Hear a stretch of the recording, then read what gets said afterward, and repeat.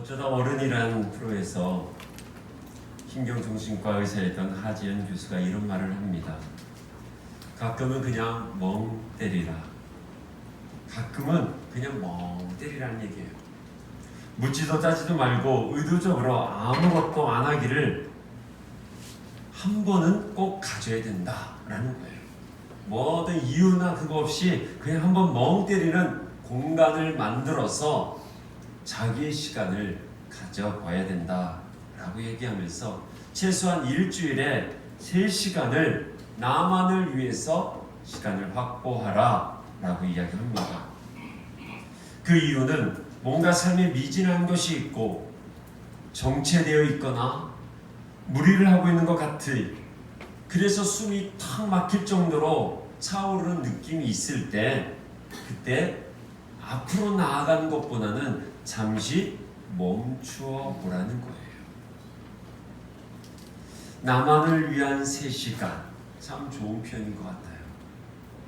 이 훈련을 우리가 가져야 돼요. 뭔가 내 삶 가운데 좀 미진할 때 아니면 계속 내 삶이 정체되어질 때 아니면 숨이 탁 막힐 정도로 내 삶이 정말 힘들어질 때 우리가 해야 될 일은 멍 때리는 거예요. 그러나 우리는 성도이기에 우리는 그냥 멍 때리는 것이 아니라 주님과 함께하는 멍 때리기. 그래서 오늘 제목이 원래는 멍 때리기 이렇게 하려고 하다가 이게 좀 이게 또 예배인데 그래서 빼앗길 수 없는 하늘의 시간 부제 멍 때리기. 혼자 3시간 동안 멍 때리고 있는 것이 치유에 도움이 된다고 합니다.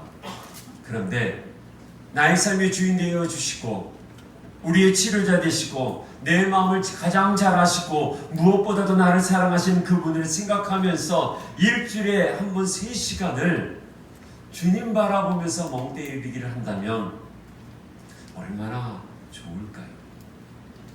그냥 자기 혼자 멍 때려도 내 마음이 진정이 되어지고 새심을 얻는데 내가 정말 사랑하는 주님과 3시간을 가질 수만 있다면 우리 삶 가운데 얼마나 큰 변화가 일어날까요?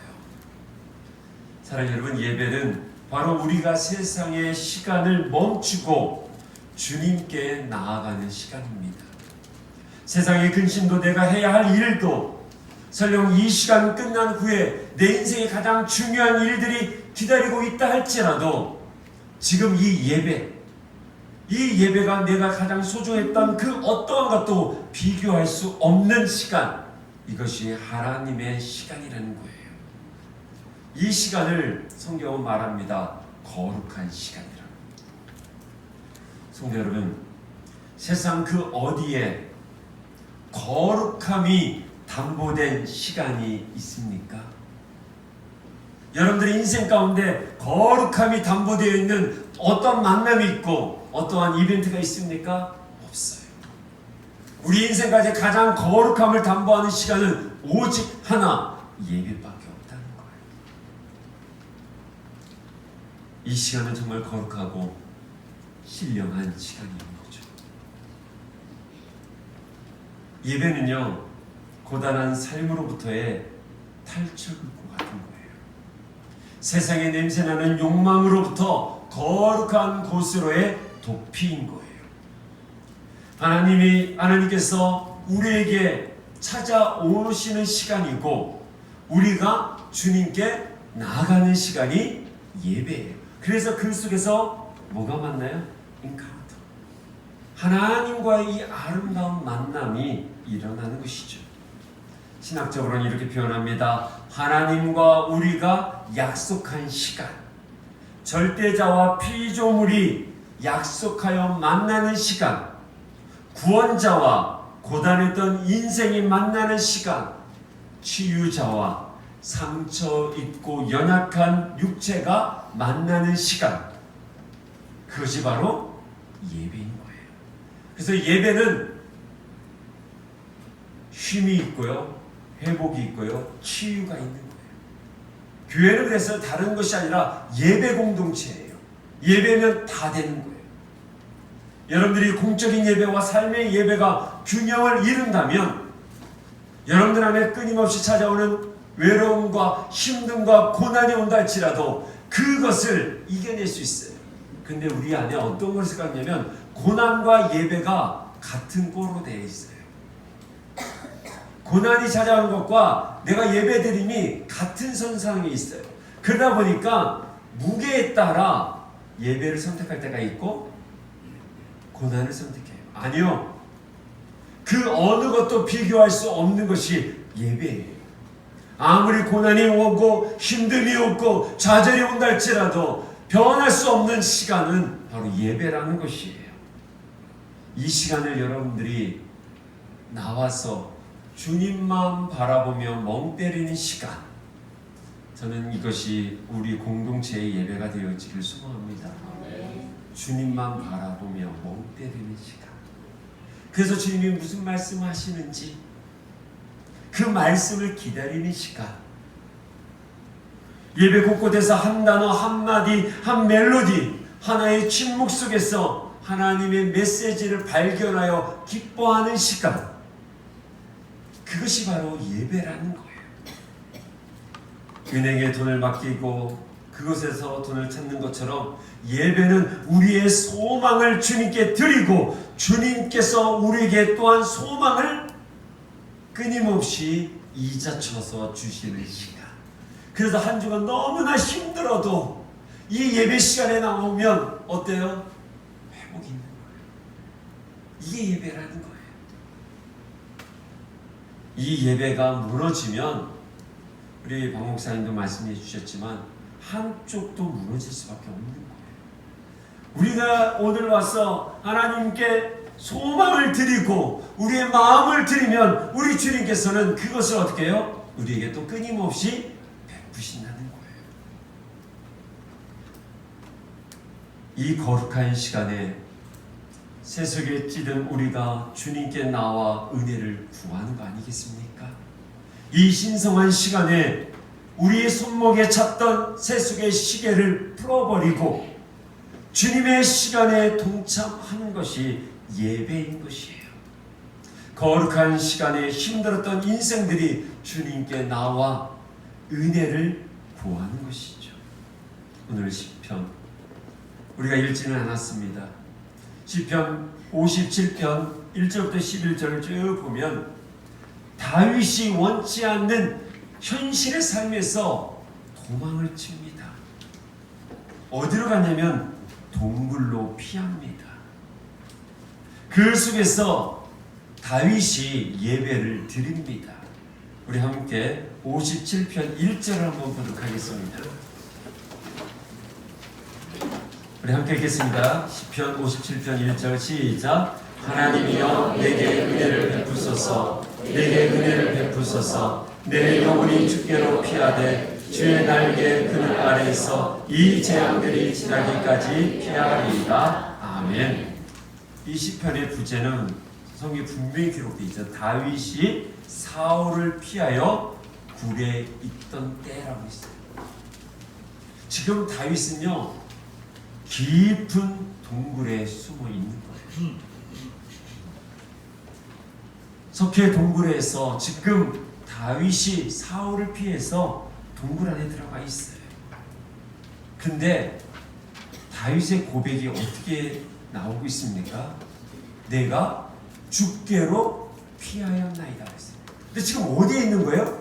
동굴로 도망갔는데 예배자인 다윗은 어떻게 고백을 하고 있어요? 내가 주께로 피했습니다. 이거예요.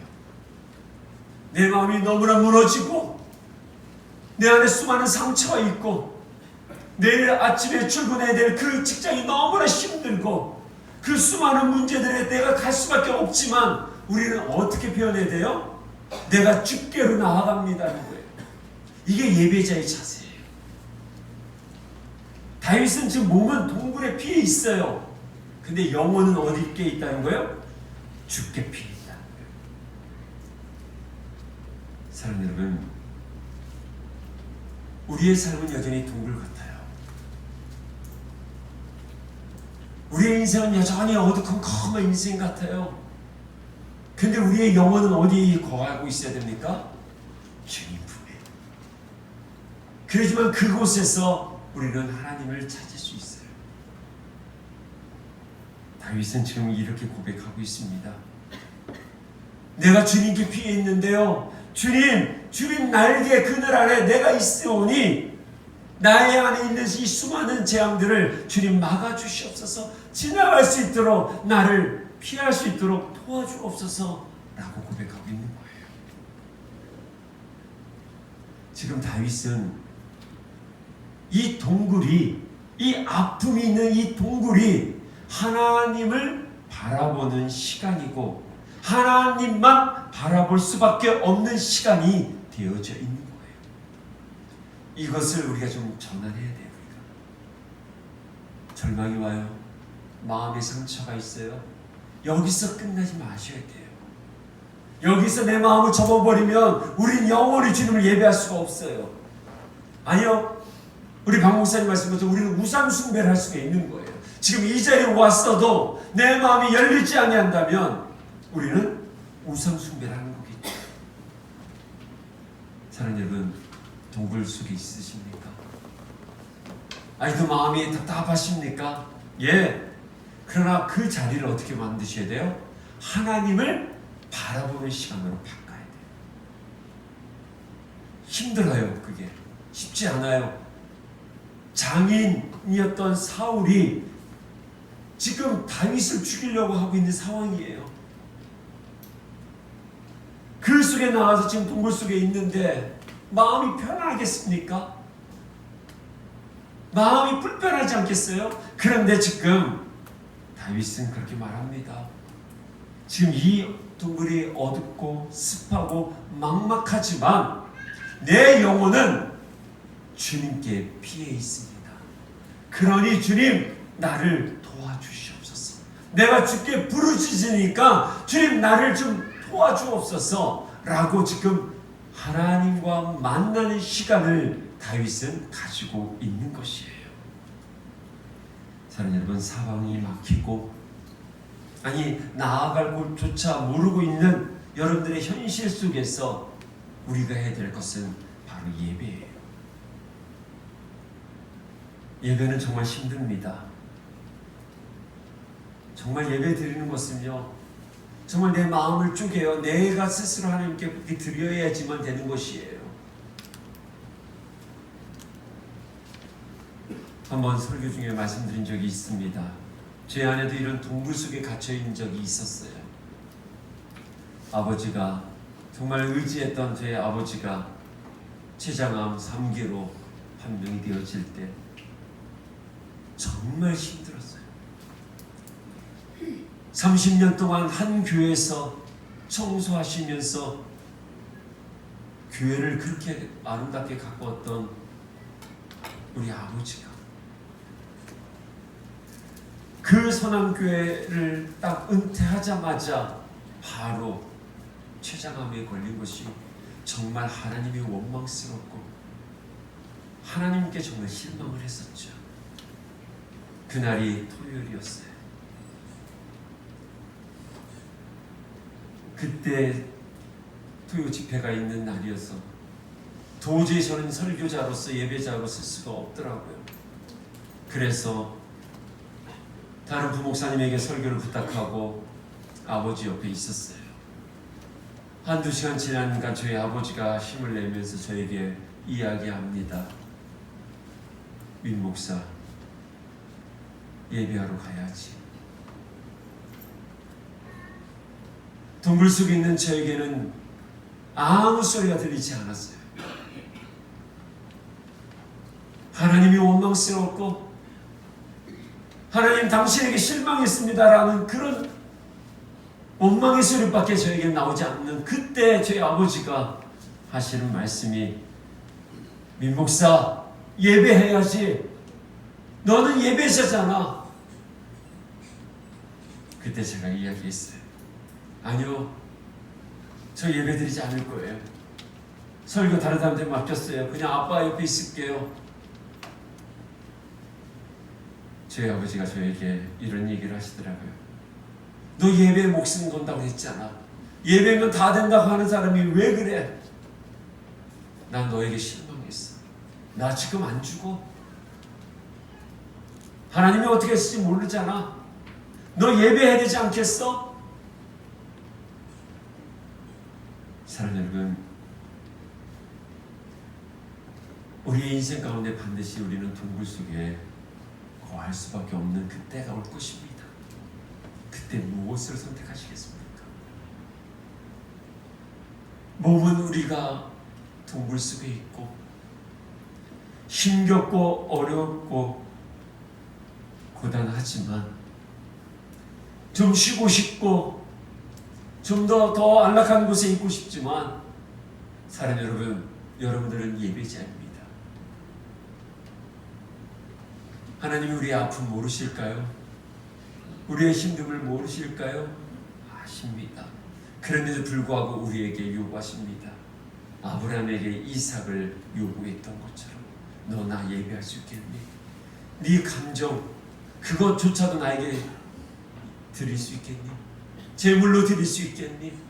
너 육체적인 피곤한 그것조차도 네가 나에게 드릴 수 있겠니? 다윗이 고백합니다. 5절에 이렇게 고백을 합니다. 하나님이여, 주는 하늘 위에 높이 들리시며 주의 영광이 온 세계 위에 높아지기를 원하나이다. 그렇습니다. 예배는 이 땅에서 천상의 세계를 보는 시간이고 이 작은 공간에서 하늘의 하나님을 경배하는 시간이에요. 사랑하는 성도 여러분, 어둠의 동굴에 갇혀 있어도 반드시 기억할 것은 밝고 높은 하나님의 영광됨이 우리 가운데 반드시 비춰질 것입니다. 그것을 바라보는 자들이 예배하는 자예요. 2절에 이러한 고백이 있습니다. 그렇기에 우리가 할 수가 있는 거예요. 우리 2절을 정말 우리 당당하게 우리 선포했으면 좋겠습니다. 자, 2절 함께 읽겠습니다. 시작. 내가 지정하신 하나님께 부르시며 곧 나를 위하여 모든 것을 이루시는 하나님께로다. 아멘. 여기 분명히 기록합니다. 나를 위하여 모든 것을 이루시는 하나님. 지금 다윗은 왕에 올라간 것도 아니에요. 그냥 하나님을 너무나 좋아해서 골리앗이 만군의 여호와 하나님의 이름을 망령되게 하니까 다윗이 거룩한 부담감 가지고 의로움을 가지고 나아가서 골리앗을 이겼어요. 근데 얼떨결에 군대 장관이 되었어요. 이게 장관이 군대 장관 되니까 이스라엘 백성들이 다윗을 찬양을 하니까 이 사울이 정략적으로 계략적으로 어떻게 해요? 자기 딸과 결혼시켜요. 그리고서 어떻게 해요? 죽이려고 해요. 이러한 상황이에요. 그런데 지금 동굴 속에서 지금 갇혀 있는 거예요. 그때 다윗이 예배하면서 얘기를 하는 것이 뭐예요? 나를 위하여 모든 것을 이루시는 하나님. 이 하나님을 바라본 거죠. 이 시간에 동굴 속에 있는 사랑하는 성도 여러분에게 하나님의 말씀으로 권면합니다. 나를 위하여 모든 것을 이루시는 하나님이 우리의 하나님이십니다. 우리는 그 분을 예배하고 있지 않습니까? 반드시 하나님께서 이루어 주실 것입니다. 사랑하는 여러분, 우리는 이 땅에 살지만 꼭 기억해야 될 것이 우리는 하늘의 백성입니다. 이 땅에서 살지만 하늘의 시민권을 가지고 있는 하늘의 사람이에요. 우리의 삶에 정해진 하늘의 시간과 하늘과 맞닥뜨리는 시간이 뭐냐? 바로 예배인 것이에요. 그래서 예배는 예배를 드릴 때 하늘의 문이 열려질 것이고 그 속에서 하나님이 주시는 은혜가 임재하는 것이 바로 예배인 것이에요. 이 시간을 거룩하게 정성껏 마음을 다하여 색칠해 나갈 때 우리의 예배에는 정말 세상과 나는 갈 곳 없고 구속한 주님만 바라보는 예배가 될 줄 믿습니다. 힘겹더라도 우리 믿음의 색연필을 들고 우리의 어두운 동굴 같은 그 속에 빛 대신 주님께서 주시는 그 은혜의 색칠을 힘겹지만 해나갑시다. 하나하나 색칠하다가 보면 하늘의 신비를 우리는 맛볼 거예요. 이 공동체 예배가 바로 그런 거룩함이 색칠해 나가는 예배. 각자의 그 정성과 준비된 마음과 힘과 뜻과 달란트와 지혜가 다 모아져서 주님께 드려지는 이 예배, 무엇보다 삶에 지치고 힘들었던 영혼들이 그저 주님만 기대하면서 멍 때릴 수 있는 그런 예배가 우리 공동체 예배가 되기를 간절히 원합니다. 동굴의 어두움과 막막함, 답답함, 눅눅함, 그 냄새남을 토로하기보다 오히려 그 동굴 속에서 온 땅과 하늘에 이르는 맑고 높으신 하나님의 영광을 바라보며 찬양하는 예배자로 살아가는 우리 성도 되기를 간절히 소망합니다. 그래서 이 시간에 우리 함께 결단하는 고백을 7절 말씀으로 우리 함께 했으면 좋겠습니다. 우리 함께 7절 말씀 우리 읽겠습니다. 시작. 하나님이여 내 마음이 확정되었고 내 마음이 확정되었사오니 내가 노래하고 내가 찬송하리이다. 아멘. 하나님이여 내 마음이 확정되었고 내 마음이 확정되었으니 내가 노래하고 내가 찬송하리로다. 다윗은 가장 좋을 때, 왕권에 있을 때, 왕 위에 올라 있을 때 이 고백을 한 게 아니라 가장 아플 때, 가장 인생 가운데 찬바람이 불 때 고백을 합니다. 하나님, 그렇습니다. 제가 마음을 정했습니다. 당신을 예배하겠습니다. 제가 당신을 찬양하겠습니다. 내 삶 가운데 무화과의 그 열매가 없고 포도원의 소출이 없다 할지라도 외양간에 송아지가 없고 내 인생 가운데 여전히 동굴이 있고 암흑이 있다 할지라도 내 인생 가운데 칙칙한 그런 곰팡이 피는 냄새가 나는 내 환경이라 할지라도 주님 그 눈물의 자리에서 주님 제 마음이 확정되었사오니 당신만을 예배하겠습니다. 왜요? 그 하나님이 나를 위하여 모든 것을 이루신, 그래서 그 믿음으로 예배하는 거잖아요. 지금은 동굴이지만 내 삶 가운데 오늘 예담이었나요? 네. 예, 어린 양, 뚱뚱한 어린 양. 그것을 드리는 우리의 예배됨이 있었으면 좋겠어요. 여호와 이레, 나를 위해 모든 것을 이루실 그 하나님, 지금까지 이루셨고 지금도 이루실 것이었고 또한 앞으로도 이루어 주실 그 하나님을 우리가 마음으로 확정하기를 소망합니다. 사랑하는 여러분, 이 예배가 바로 그 마음을 확정한 그 마음을 공증받는 시간인 것 같아요. 이 예배를 통해서 사랑하는 여러분, 상처와 아픔으로 얼룩져지고 실망과 좌절 속에서 힘겨워할 때 하나님의 만지심이, 전능하신 하나님의 손이 임재하여 다시 한번 소망을 갖고 다시 한번 하나님이 주시는 그 힘과 능력을 가지고 나에게 주어진 삶의 자리에서 여호와 니시의 하나님을 의지하며 승리해 나갈 수 있기를 간절히 소망합니다. 사랑하는 여러분, 2019년도 여름 수련은 이 시간으로 마칩니다. 그러나 이제부터는 우리는 그 누구도 그 어떠한 것도 빼앗길 수 없는 하늘의 시간인 예배를 만들어가는 예배자가 될 줄 믿습니다. 삶의 예배에서 끊임없이 예배의 단을 쌓으십시오. 여러분들의 가정 가운데 무너졌던 가정의 예배를 회복하시고 개인의 예배를 다시 회복해서 그 누구도 빼앗을 수 없는 하나님과의 만나는 그 시간을 이루어가기를 주님의 이름으로 축원합니다. 기도하겠습니다.